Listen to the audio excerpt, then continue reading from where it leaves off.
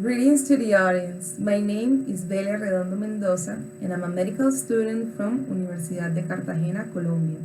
I'm also a researcher from the Women's Health Research Group, and today I'm going to present you my research project named Assessment of Genitourinary Syndrome of Menopause in Colombian Afrodescendent Women using the vulvovaginal symptoms question. I declare I have no conflicts of interest and I have no financial relationships to disclose.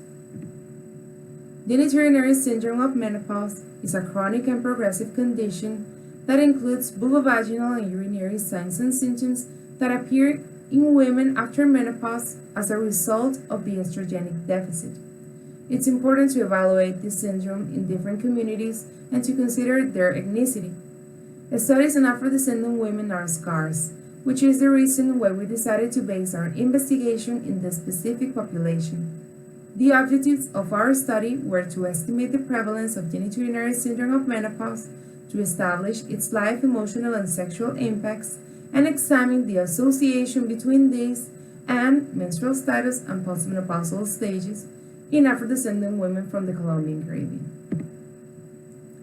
So this is a cross-sectional study which is part of the research project named CABIMEC in Spanish, which in English it stands for Quality of Life in Menopause and Colombian Ethnicities.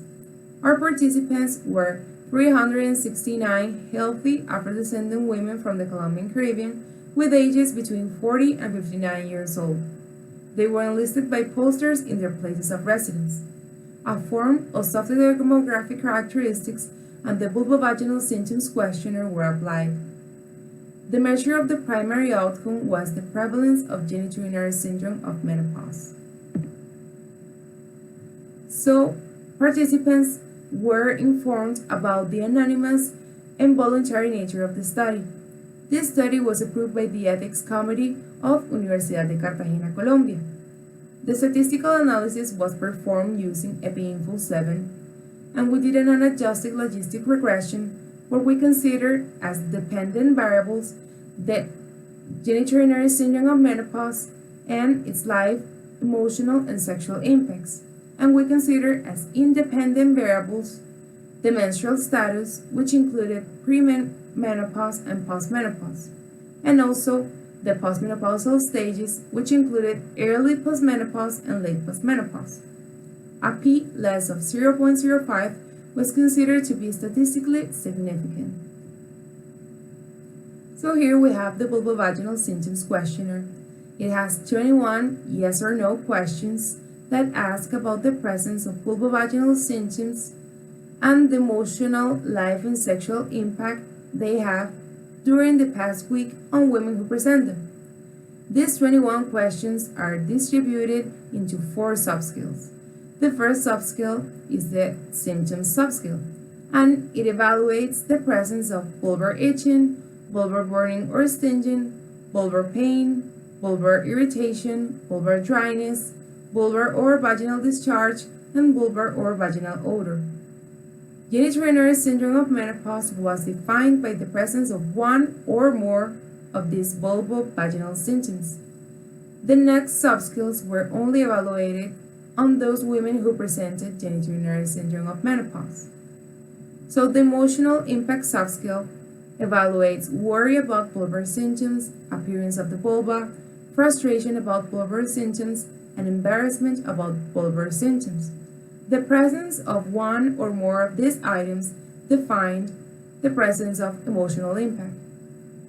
The life impact subscale evaluates effects of vulvar symptoms in the interaction with others, effects of vulvar symptoms on the desire to be with people, vulvar symptoms make it hard to show affection, and vulvar symptoms make it hard for the woman to work or do what she enjoys.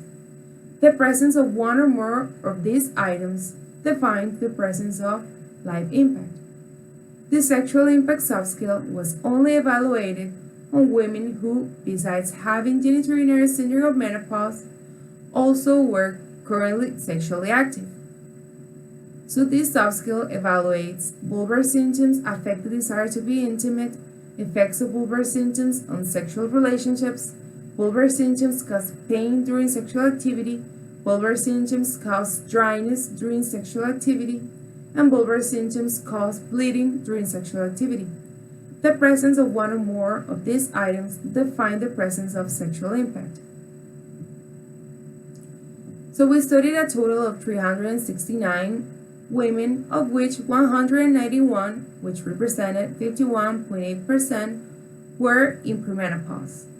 178, which represented 48.2%, were in postmenopause.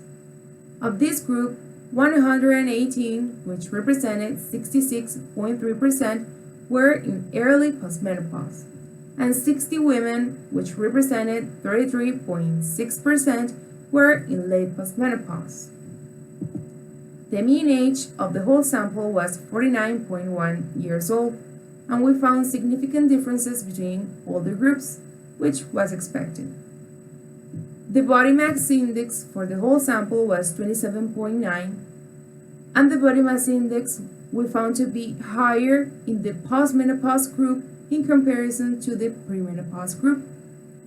86.2% of the whole sample were sexually active, and they had a mean of 2 sexual intercourses per week, and we found a higher number of sexual intercourses in women who were in premenopause in compared to women in postmenopause. We also found that the mean of the couple's age for the whole sample was 50.9 years old, and we found a higher couple's age for the group in postmenopause in comparison to the group in premenopause. Genitourinario syndrome of menopause was found in 23.3% of the whole sample, and we found a higher frequency of genitourinario syndrome of menopause in late postmenopause in comparison to early postmenopause.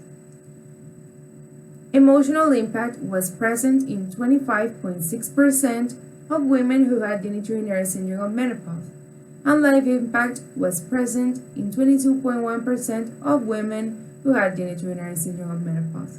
Sexual impact was present in 20.6% of women who had genitourinario syndrome of menopause and also were sexually active.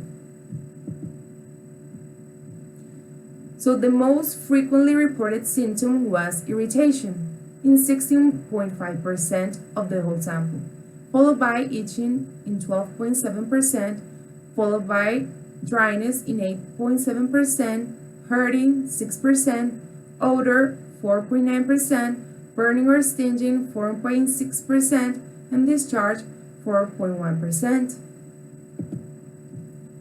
In this table, we have the results of our unadjusted logistic regression, where we evaluated the association between genitourinario syndrome of menopause, its impacts, and menstrual status and postmenopausal stages.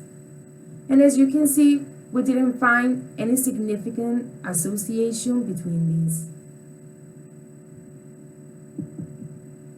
So in conclusion, we found that in a group of Afro-Colombian climatéric women, there was 23.3% of genitourinario syndrome of menopause, of which approximately 20% of these women had an emotional, lifestyle, and sexual impact. Genitourinario syndrome of menopause was more frequent in the late postmenopause group than in the early postmenopause group, and we found no association between genitourinario syndrome of menopause, its impacts, and the menstrual status and postmenopausal stages. Here we can see a few pictures that include the integrants of our research group and our participation in several scientific events. You can find more information about our research projects in the website that is in the lower part of the slide. Thank you very much for your attention, and I hope you like my presentation.